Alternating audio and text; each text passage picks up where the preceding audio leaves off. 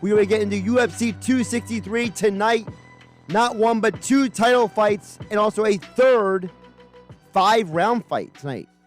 You can catch all the action on ESPN Plus pay-per-view. Joining us right now on the World Cup Hotline to preview the fights, it is the one and only John Morgan, USA Today MMA Junkie, lead MMA reporter. John, how you doing today? I'm good, man. It's fight day, and it's a big fight day, so we're getting excited for it. Absolutely, and there's legit tension with these two title fights too. These guys, they're not friends. They don't like each other, and watching all the build up, and it felt like it just hit a boiling point for you guys over there in Arizona because listening to Figueiredo and Moreno talk about each other, and Dana White literally telling Adesanya and Vettori, don't touch each other at the look in. It was to a point where even Dana was like, I am gonna get in and out of this as fast as possible because I don't want to get in between these guys.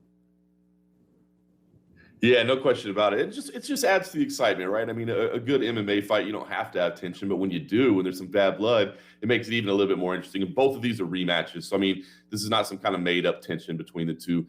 Israel Adesanya and Marvin Vettori, they faced off 3 years ago, interestingly enough, in the exact same arena.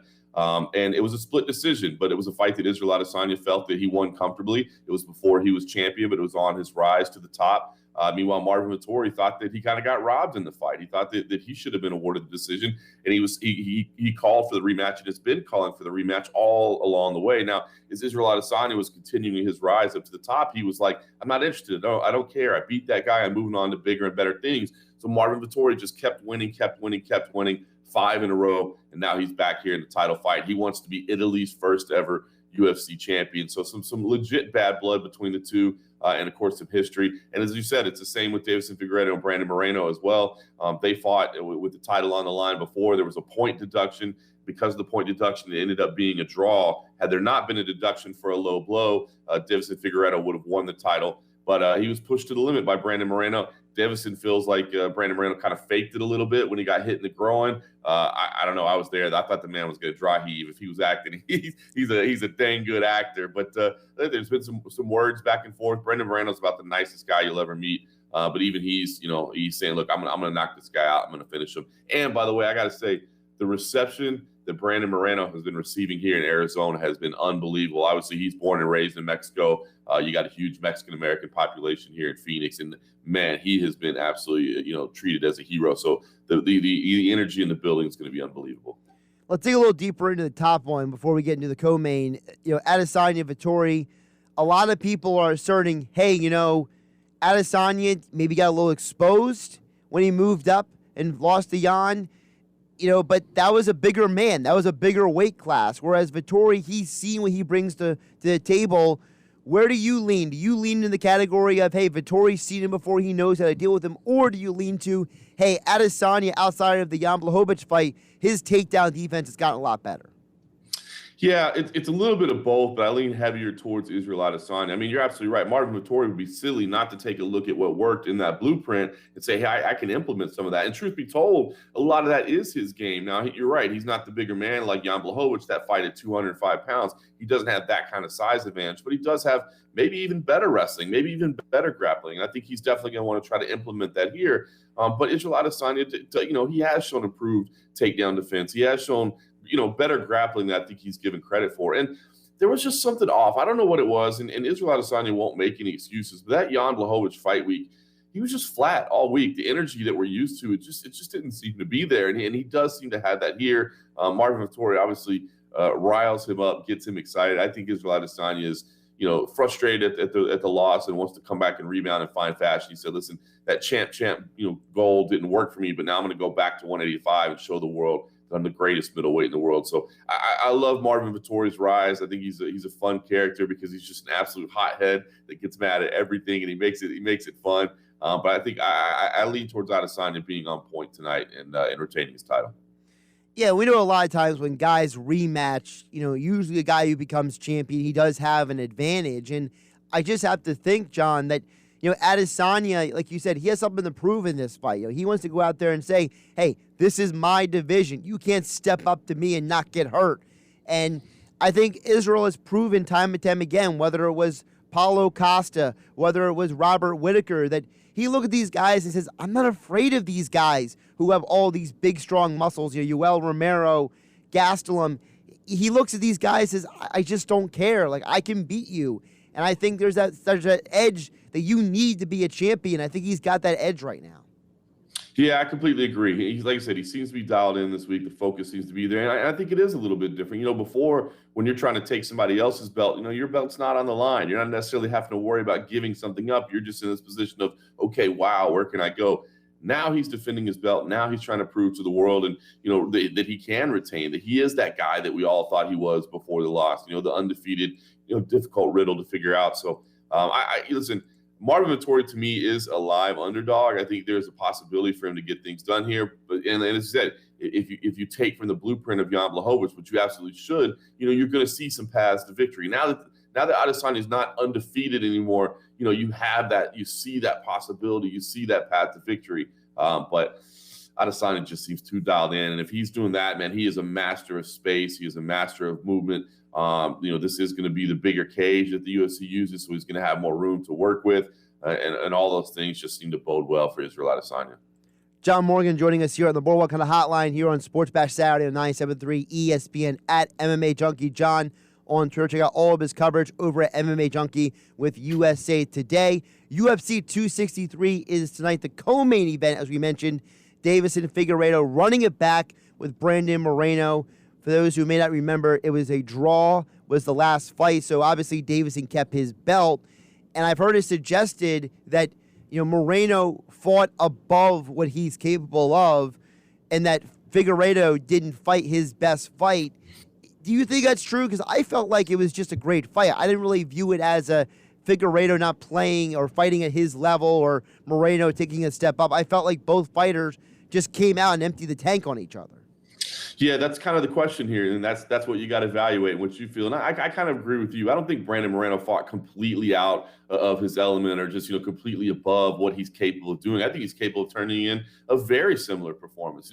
I think it was just surprising to everybody because he was the first person to really push Deiveson Figueiredo to the test, like we saw that, and I think he could do it again. I do lean to the fact because Deiveson Figueiredo had to visit the hospital during fight week. He was having some weight cutting issues and.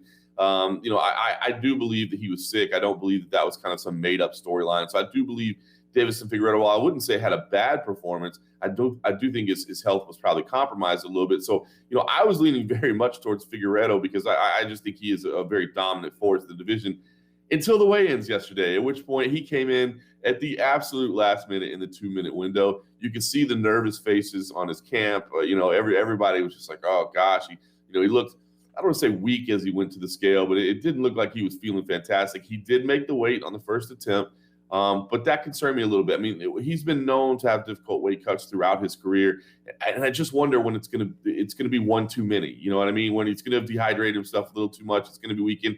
So we'll see. So I came into fight week leaning heavily towards Deiveson Figueiredo. I think Brandon Moreno can turn in another great performance, but I thought Deiveson was going to be a cut above. The weight cut scared me a little bit. I'm still leaning towards Deiveson Figueiredo, but my expectations have come down just a little bit. And again, seeing the reception that Brandon Moreno has had here in Arizona has been unbelievable as well. I think he's going to be, he's going to have an adrenaline shot through the roof tonight.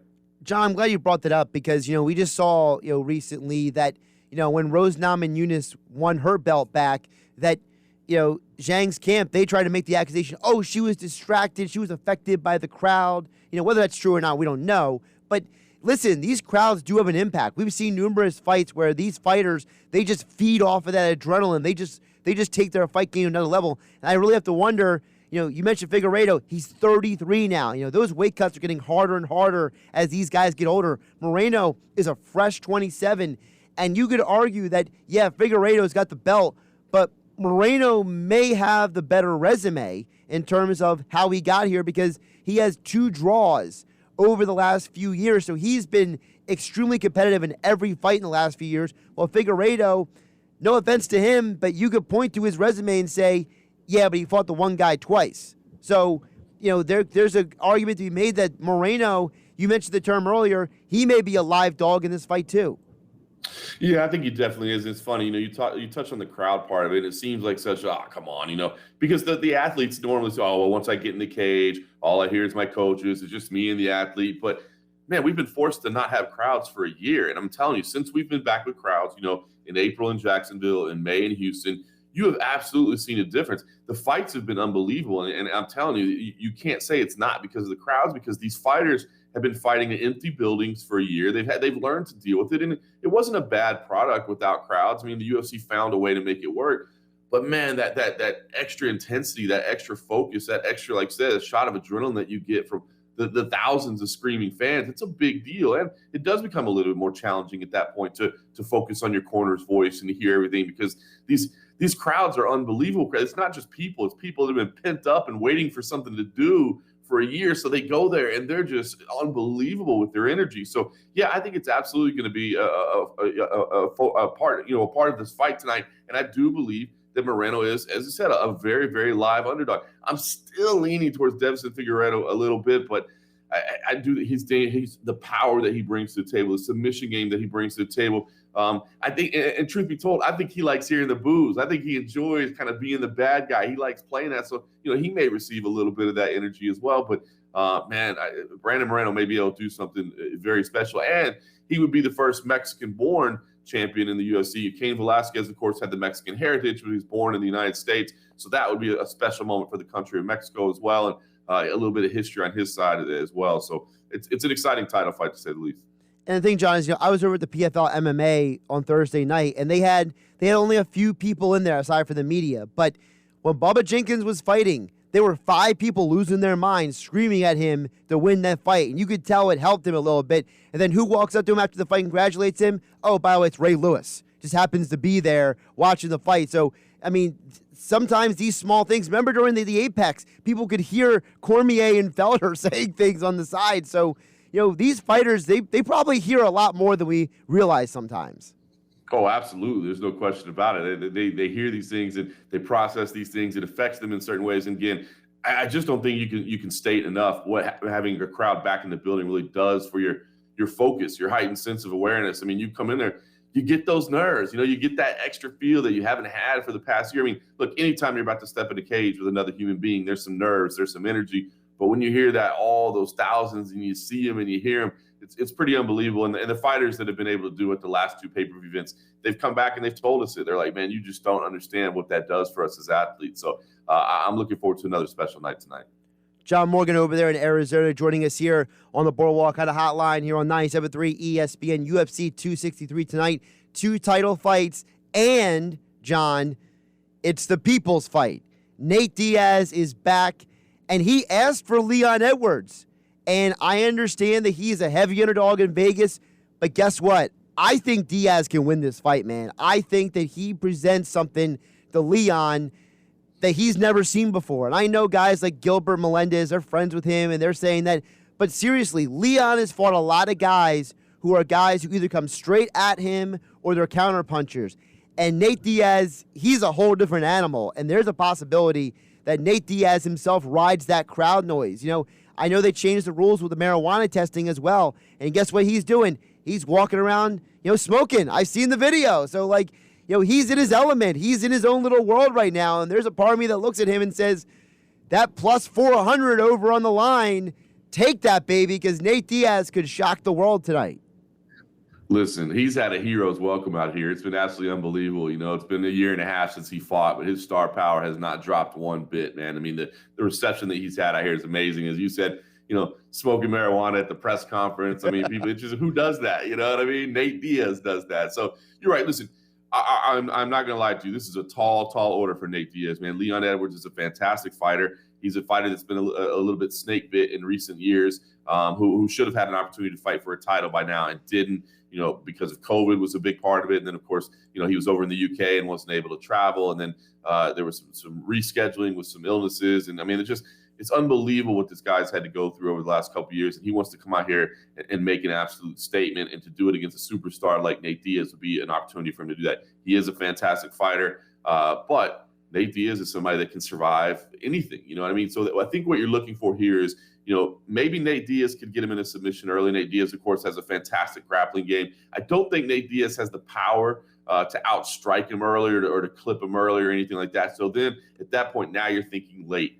But that's where this 5-round fight kind of favors Nate Diaz, and that's what makes this so interesting. If it's a 3-round fight, I gotta be honest with you, I'm not all that intrigued by it. But the fact that Nate Diaz could take it into round 4 and round 5, and Leon has shown a tendency to fade at times in his career, and Nate Diaz has shown the ability to come on strong against anybody late in fights. So I think you're looking for something, within the grappling game early, or you're looking for him to survive and pour on the volume late and try to get something going there. So I would say that the Nate Diaz number is fun. To throw a little money on Nate Diaz is going to be a huge fan favorite. Not necessarily the worst option, but be careful what you lay down there, because this is a tall order. The number is that big for a reason. Yeah, we know Nate hasn't fought in a little while as well, but the situation with the 5 rounds you mentioned kind of reminds me. I'm watching the documentary The Kings on Showtime, and they talk about on The Kings about how when Hearns finally got to fight Sugar Ray Leonard the second time, that Hearns was so concerned about the money, and that Marvin Hagler was so concerned about the money. But Ray Leonard was like, hey, I want the ring this size. I want to go this number of rounds. And he ended up coming out of those fights all right. He didn't have blemishes on his resume. And there's a part of me that looks at Nate Diaz like he wants this to be 5 rounds. He doesn't want this to be 3 rounds. And then, like you said, if that goes 3, 4, and 5th rounds, you have to think Nate's coming out there with the Stockton slap, and he's going to start irritating Edwards, and Edwards might put himself in a bad situation. Absolutely. And again, we talk about the crowd. Nate Diaz is the biggest superstar as there is in the sport, man. He was so just beloved at the press conference, at the weigh-ins. So if Leon Edwards starts getting rocked a little bit and the crowd's going crazy. And I always wondered, too, with these big crowds, do they influence judges as well? Because, if Leon Edwards lands a shot, the crowd will be silent. But, if Nate Diaz lands a light jab, the crowd goes nuts. And technically the judge should be able to know what they're looking at. But I just always wonder, they're human beings as well. Do they feel that swell of emotion when there's a flurry of shots that maybe only partially land? So, that could play in Nate's advantage as well. So there are opportunities here for Nate Diaz. And listen, he's a superstar for a reason. That's because when he goes out there, he puts people in absolute brawls. He puts people in wars. And Leon Edwards, his mettle is going to be tested here. I think Edwards, again, I did pick Edwards in my picks over at MMA Junkie. I do think he absolutely has the skills to get this thing done. But if he thinks he can just walk in there and have an easy night at the office and just get rid of this less skilled fighter, that's not going to work out well for him. Of course, John Morgan, lead MMA reporter over there for MMA Junkie with USA Today, joining us here on 97.3 ESPN. John, before I let you go, there's another fight on this card that I am completely fascinated by. Maia versus Belal Muhammad. First of all, the last time we saw Belal, him and Edwards were having a great fight, and it ended in an accidental eye poke, and we were so disappointed. But now he's back, and there's not a lot of guys who are like, yeah, I'll go fight Damian Maia. I'll go take on one of the greatest jiu-jitsu practitioners to ever live to fight in MMA. And Damian Maia, I understand that the last time he fought, he lost to Gilbert Burns, but he was on a nice little win streak there before he lost to Burns, and I don't think Maia's completely washed up, and Belal better be careful because Maia, he ain't the guy that lost to Anderson Silva years ago anymore. No, Damian Maia, he's getting up there in age for sure, and he's nearing the end of his career, but he's one of the most dangerous specialists in the game. One of the most dangerous Brazilian jiu-jitsu practitioners ever to compete in mixed martial arts, and if you make a mistake against him on the ground, you are going to be in trouble. And he has the ability to make you make mistakes. That's how good his jiu-jitsu is, he sets you up with little traps and basically can force you to move in a way where you think you're escaping, but you're really just moving right into the next trap that he had set for you. So Belal Muhammad is going to have to be very, very careful with that, especially early. And that's always the case with grapplers, especially early before a good sweat sets in. Your skin's a little bit drier, so it's harder for you to slip out of submission holds and that sort of thing. But you're right. Belal Muhammad is a guy who has been thriving to get to the top of the division, who has been grinding, kind of underneath the radar a little bit and wants that respect and wants the opportunity to fight top-level guys and to fight a legend like Damian Maia. As you said, not a lot of people put their hand in the air to do that. Belal Muhammad is willing to take on the biggest challenges available because he's seeking the biggest rewards. So a big one here. And while we're at it, just to round out the main card, Paul Craig and Jamal Hill, these two guys have been having, in hotel altercations all week, and they've had an incredible face-off. So, I think every fight on this pay-per-view main card brings some intrigue to it. This really is a fun fight card. I'm not out here trying to sell pay-per-views, but if you're on the fence, I just say I get it. I think it's going to be a fun night. Well, what people can do is, even if they don't buy the pay-per-view, they can follow you over at MMA Junkie John and over at MMA Junkie on Twitter. Go check out all the coverage you guys have, because you guys have wall-to-wall coverage. You're down there. And a side fact, I started laughing at the presser when Dana White walks up to the stage and says, "All right, where's John Morgan at?" Like, I just started laughing, because I was just like, "All right, that's where we are in fight week. Dana's just all business at this point." We've reached that point. That's what we know. That was a fun moment for sure. John, I always appreciate you jumping on. You guys do a great job covering everything over there. And of course, this fight, like you said, 263 UFC stacked card tonight on pay-per-view. And as all guest John Morgan appears on the Boardwalk Hotline. Great stuff, my friend. Always a pleasure, brother.